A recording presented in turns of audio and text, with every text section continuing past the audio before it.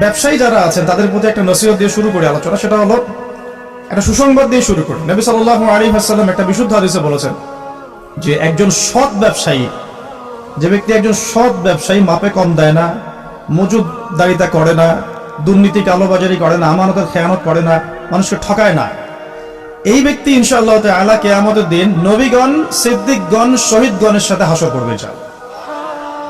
তাহলে ব্যবসা করে জান্নাত পাওয়ার সুযোগ নেই? আচ্ছা, ধন সম্পদ অর্জন করতে কোনো অসুবিধা নেই, কিন্তু ধন অর্জন করে ওসমান গনি রাদিয়াল্লাহু আনহুর মতো মন মানসিকতা লালন করতে হবে। তো এখানে পার্থক্যটা একটু বুঝিয়ে অন্যদিকে যাই। এখানে যদি ব্যবসায়ীরাও আছেন তাদের জন্য কিছু নসিহত থাকবে ইনশাআল্লাহ। আল্লাহ পাক ব্যবসাকে হালাল করেছেন, রিবাকে হারাম করেছেন। আল্লাহ পাক সূরা বাকারায় কথা বলছেন। ব্যবসা কি করে, ব্যবসার মূল মন্ত্রটা কি? ব্যবসার মূলনীতি হচ্ছে যে ব্যবসায় লাভ এবং লস উভয়ের রিস্ক আছে। কথা কি বুঝতে পারছেন? এক ভাই ব্যবসা করছেন, লাভও হতে পারে, লসও হতে পারে।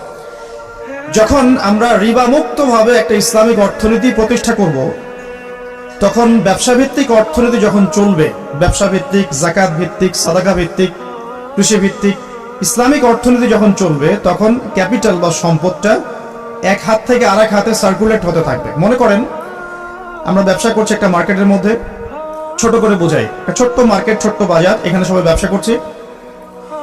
এই ব্যবসার মধ্যে কেউ লাভ করবে, কেউ লস করবে। যে ব্যক্তি লাভ করবে, লাভ করে আস্তে আস্তে আস্তে ধনী হবে, যখন তার ধন নিসাব পরিমাণ সম্পদ অতিক্রম করবে, তখন তাকে যাকাত দিতে হবে।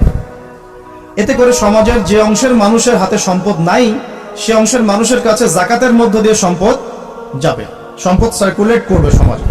আজকে আপনি লাভ করেছেন, কালকে আপনি লস করতে পারেন, কালকে সে লাভ করবে, আপনি লস করতে পারেন। মানে সম্পদ ঘুরতে থাকবে, হাত থেকে হাতে সম্পদ ঘুরতে থাকবে। তখন আল্লাহ রাব্বুল আলামিন ওই মার্কেটের উপরে, আল্লাহ রাব্বুল আলামিন ওই মার্কেটটার উপরে আর রাজ্জাক, তিনি যাকে ইচ্ছা ধন দিবেন, যাকে ইচ্ছা গরিব করবেন। মানে সম্পদ বন্টনটা আল্লাহ রাব্বুল আলামিন সরাসরি করবেন। তখন বুঝতে পারছি কি? আচ্ছা, কিন্তু যদি এখানে রিবা আসে, ব্যবসার মধ্যে রিবা চলে আসে, বা মজুদদারিতা চলে আসে, বা মাপে কম দেওয়ার একটা ব্যাপার চলে আসে, বা দুর্নীতি চলে আসে, কালোবাজারি চলে আসে, তখন কি হবে? সম্পদটা মার্কেটে আর সার্কুলেট করবে না। কারণ সুদের মধ্যে লাভ লসের কোনো রিস্ক নাই। হ্যাঁ, লাভের রিস্ক, লাভের একটা অংশ আছে, লসের কোনো রিস্ক নাই। আপনি 100 টাকা দিয়েছেন, 110 টাকা পাবেন এক বছর পর। আপনি 200 টাকা দিয়েছেন, 220 টাকা পাবেন এক বছর পর। এখানে কি লসের কোনো ভূমিকা আছে? লসের কোনো ভূমিকা নাই।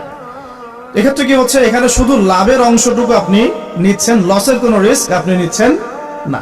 এতে করে কি হবে? ধনীরা আরো ধনী হতে থাকবে এবং গরিব আরো গরিব হতে থাকবে।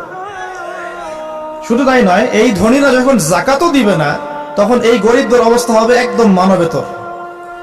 যেটা এই ছোট্ট একটা মার্কেট দিয়ে উদাহরণ দিলাম। এই ছোট্ট মার্কেটটাকে আপনি একটা দেশ কল্পনা করতে পারেন, আবার একটা বিশ্ব কল্পনা করতে পারেন। পুরো ওয়ার্ল্ডে এই ইকোনমিক সিস্টেমটা এখন চলছে, সুদ ভিত্তিক ইকোনমিক সিস্টেম। আমি কি বুঝাতে পারছি ভাই? আচ্ছা, তো ব্যবসায়ী যারা আছেন তাদের প্রতি একটা নসিহত দিয়ে শুরু করি আলোচনা। সেটা হলো একটা সুসংবাদ দিয়ে শুরু করি। নবী সাল্লাল্লাহু আলাইহি ওয়াসাল্লাম একটা বিশুদ্ধ হাদিসে বলেছেন যে একজন সৎ ব্যবসায়ী, যে ব্যক্তি একজন সৎ ব্যবসায়ী, মাপে কম দেয় না, মজুদদারিতা করে না, দুর্নীতি কালোবাজারি করে না, আমানতের খেয়ানত করে না, মানুষকে ঠকায় না, এই ব্যক্তি ইনশাআল্লাহ তাআলা কিয়ামতের দিন নবীগণ, সিদ্দিকগণ, শহীদগণের সাথে হাসর করবে।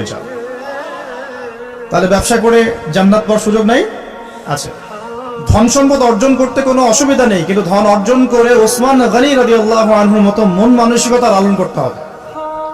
ধন সম্পদ আল্লাহ পাক দিতে পারে। যখন আপনি ব্যবসা করবেন, হালাল ব্যবসা করবেন, মাপে কম দিবেন, পণ্য মজুত করবেন না, ইচ্ছাকৃতভাবে মার্কেটের মধ্যে কৃত্রিম সংকট তৈরি করবেন না। কৃত্রিম সংকট বোঝেন? এই যে একটা রাষ্ট্রের মধ্যে যখন ইকোনমিক একটা ডিজাস্টার তৈরি হয়, এর একটা বড় অংশের জন্য দায়ী হচ্ছে কৃত্রিম সংকট। ইকোনমিক্সের ভাষাটাকে কৃত্রিম সংকট বলে। মানে সমস্যা আসলে কিছু নাই, কিছু মানুষ সমস্যা তৈরি করেছে। মনে করেন কোনো সমস্যা নেই, ইকোনমি খুব সুন্দর চলছে, কিছু মানুষ তার ব্যক্তি স্বার্থের জন্য কিছু পণ্যকে মজুত করে রেখে দিল, যে মানুষের মার্কেটে যখন ক্রাইসিস দেখা দেবে পণ্যের, তখন এটাকে ডাবল দামে বিক্রি করবো। তো সে মনে করছে এটা দেখো, আমি তো ব্যবসা করছি, সে মনে করছে এটা তো ব্যবসা। প্রকৃত অর্থে এটা একটা প্রতারণা। নবী সাল্লাল্লাহু আলাইহি ওয়াসাল্লাম মার্কেটে গেলেন, পণ্য রাখা আছে মদিনার বাজারে, তিনি হাত ঢুকিয়ে দিলেন, দেখলেন ভিতরের অংশটা ভেজা। ওলামায়ে কেরাম যারা আছেন তারা এই হাদিসগুলো জানেন, ভেতরের অংশটা ভেজা। তো তিনি ব্যবসায়ীকে বলছেন যে এটা কি, ভিতরে ভেজা কেন, উপরে শুকনা কেন?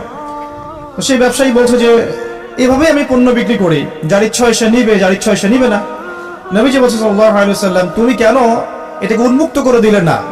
মানুষ জানতে পারতো যে আসলে তোমার পণ্যটা কতটুকু সঠিক, কতটুকু বেঠিক, বা কতটুকু বিশুদ্ধ, কতটুকু অশুদ্ধ। মান গাশশানা ফালাইসা মিন্না, এই হাদিসটা এখান থেকে এসেছে। তিনি বলছেন যে ব্যক্তি প্রতারণা করে সে ব্যক্তি আমার উম্মতের অন্তর্ভুক্ত না। কথা বুঝতে পারছেন? এই যে কৃত্রিম সংকট তৈরি করে প্রতারণা করেছে, সে কিন্তু উম্মতের নাম থেকে কাটা পড়ে যাচ্ছে। সে কাফের হয়ে গেছে এমনটা বলছি না, সে কিন্তু জালেম ঠিকই হয়ে গেছে, ফাসেক হয়ে গেছে। এখন এখানে একটা শাস্তি আছে, এটা গেল তার ব্যক্তিগত শাস্তি, যে সে উম্মত থেকে ডিটাচড হয়ে যাচ্ছে। মান গাশশানা ফালাইসা মিন্না, সে আমার অন্তর্ভুক্ত না। নবীজি বলছেন একটা হাদিসের মধ্যে সাল্লাল্লাহু আলাইহি ওয়াসাল্লাম, যে প্রতারক যারা মিথ্যা কসম করে পণ্য বিক্রি করে, ব্যবসায় মানুষকে ঠকায়, মাপে কম দেয়, কিয়ামতের মাঠে এদের অবস্থা এমন হবে যে এই কানের লতি পর্যন্ত এদের ঘামে ডুবে থাকবে। কানের লতি পর্যন্ত ঘামে ডুবে থাকবে। 3 শ্রেণীর মানুষকে বলা হচ্ছে খুবই ক্ষতিগ্রস্ত কিয়ামতের মাঠে। এক শ্রেণী, তার মধ্যে এক শ্রেণী যারা মিথ্যা কসম করে পণ্য বিক্রি করে। আমাদের আলোচনা এই অংশটুকুর মধ্যে কি ব্যবসায়ীদের জন্য হেদায়েত পাওয়া যাচ্ছে না? আপনি যদি বিশুদ্ধভাবে রাসূল সাল্লাল্লাহু আলাইহি ওয়াসাল্লামের সুন্নাহ মেনে ব্যবসা করেন, ইনশাআল্লাহ নবীজি বলছেন এটাই শ্রেষ্ঠ কামাই, হাতের কামাই এটা শ্রেষ্ঠ কামাই। ব্যবসা করে, যে হালাল ব্যবসা করে আপনি সম্পদ উপার্জন করছেন, এটা আপনার শ্রেষ্ঠ কামাই, শ্রেষ্ঠ উপার্জন। কিন্তু এখানে যদি কালোবাজারি চলে আসে, মজুদদারিতে আসে, কৃত্রিম সংকট তৈরি করেন, মাপে কম দেন, মানুষকে ঠকান, প্রতারণা করেন, তাহলে নিজের তো ক্ষতি হবেই, ইহকাল পরকাল তো ধ্বংস হবেই, জাতিরও ক্ষতি হবে। জাতির কি ক্ষতি হবে? একটা হাদিস পড়েছিলাম অনেকদিন আগে, আমি এখন রেফারেন্সগুলো মুখস্থ বলতে পারছি না, অনেকদিন আগে পড়েছি। এই 5টা কাজের কথা বলা আছে, এই 5টা কাজের কারণে 5টা বিপদ নেমে আসে। তার মধ্যে একটা হচ্ছে, যখন কোন সম্প্রদায়ের ব্যবসায়ীরা মাপে কম দেওয়া শুরু করে, এই যে প্রতারণা করা শুরু করে, তখন আল্লাহর পক্ষ থেকে দুর্ভিক্ষ চাপিয়ে দেওয়া হয়। এখন কি শুনতে পাচ্ছেন যে দেশের সামনে দুর্ভিক্ষ? এরকম স্টেটমেন্ট কি পাওয়া যায়? আচ্ছা, একটু রিজনগুলো ব্যাখ্যা করি।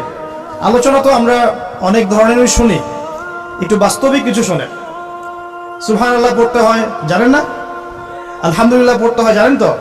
কুরআন তেলাওয়াত করতে হবে, কতদিন বলে আসছি, তাই নয় কি? 5 ওয়াক্ত নামাজ পড়তে হয়, সবাই জানি না? এবং নামাজ তো আমরা মাশাআল্লাহ পড়ি তো, আলহামদুলিল্লাহ। নবী সাল্লাল্লাহু আলাইহি ওয়াসাল্লামের সুন্নতের উপর আমল করতে হবে, এটা জানি তো। আচ্ছা, কিন্তু সমস্যা